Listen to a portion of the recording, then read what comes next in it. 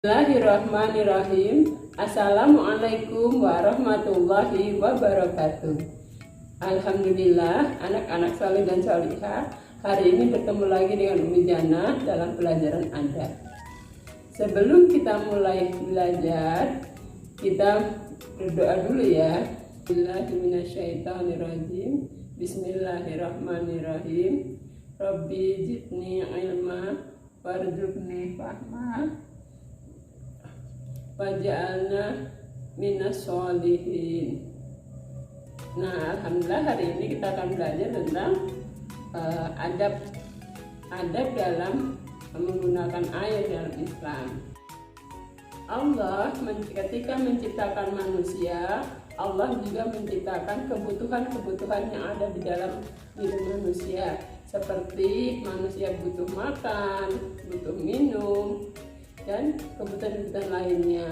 Nah, ketika Allah menciptakan kebutuhan tadi, Allah juga menciptakan benda-benda yang dapat memenuhi kebutuhan itu, seperti makanan yang berasal dari tanaman, yaitu buah-buahan dan sayur-sayuran, makanan yang dari hewan, daging, telur, dan ikan.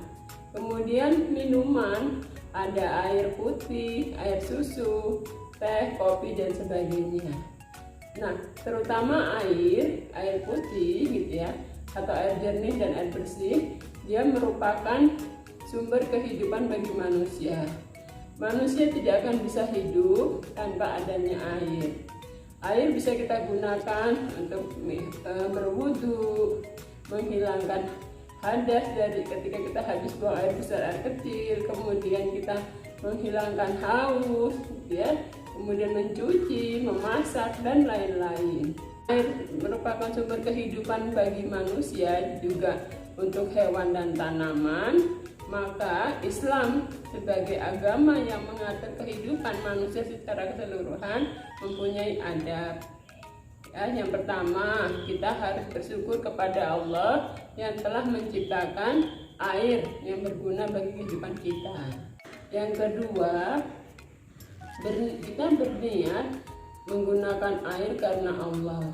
Jadi menggunakan untuk minum, untuk berwudu, mandi, bersuci ketika habis buang air besar, air kecil, ya, kemudian memasak, mencuci baju, semua diniatkan yang benar karena Allah Subhanahu wa Ta'ala.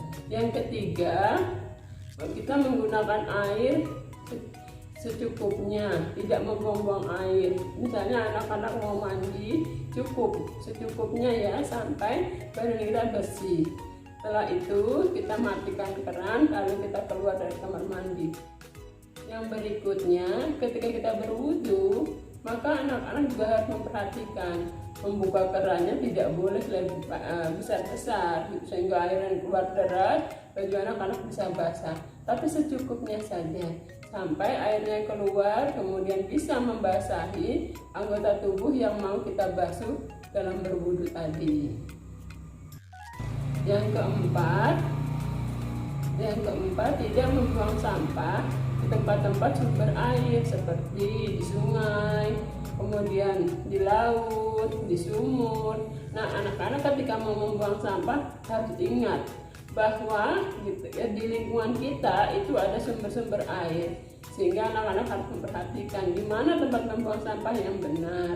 Ya, di tempat sampah, bukan sembarangan, karena kalau kita membuang sampah tempat sembarangan, bisa jadi sumber mata air yang kita butuhkan tadi tertutup atau tercemari, seperti lautnya jadi kotor, tidak bisa dibuat untuk hidup hewan-hewan yang ada di dalamnya.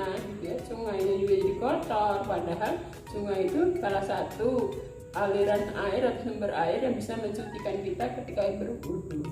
Sekarang Umi mau mengajarkan kepada anak-anak bagaimana supaya air itu tetap tersedia meskipun tidak turun hujan yang cukup lama atau musim kemarau. Nah, di situ Allah juga sudah memberikan adabnya atau caranya, yaitu dengan apa? Kita memelihara tanaman-tanaman atau pohon-pohon yang besar yang ada di sekitar kita. dan juga terutama yang ada di hutan anak-anak, karena ketika hujan turun, akar-akar tanaman yang besar tadi dia akan menyerap air yang turun dari langit tadi, hujan menyimpannya, sehingga sumber-sumber mata air yang ada di hutan gitu itu juga tetap masih ada, dia masih bisa mengeluarkan airnya di musim kemarau sekalipun. Pesan dari Umi, anak-anak juga membantu ya orang-orang dewasa atau bapak-bapak untuk menjaga kelestarian lingkungan, tidak menebang pohon sembarangan gitu ya, terutama di hutan-hutan. Boleh anak-anak mengingatkan ya bahwa itu adalah tempat-tempat penyimpanan dan penyediaan air yang sangat dibutuhkan bagi makhluk hidup, manusia, tanaman, dan hewan. Demikian anak-anak pelajaran adat hari ini. Mudah-mudahan anak-anak memahami dan anak-anak juga dapat menjalankan apa yang sudah dipahami tadi. Umi akhiri dulu ya. Alhamdulillahirrabbilalamin. Jazakumullah khairan katsir. Assalamualaikum warahmatullahi wabarakatuh.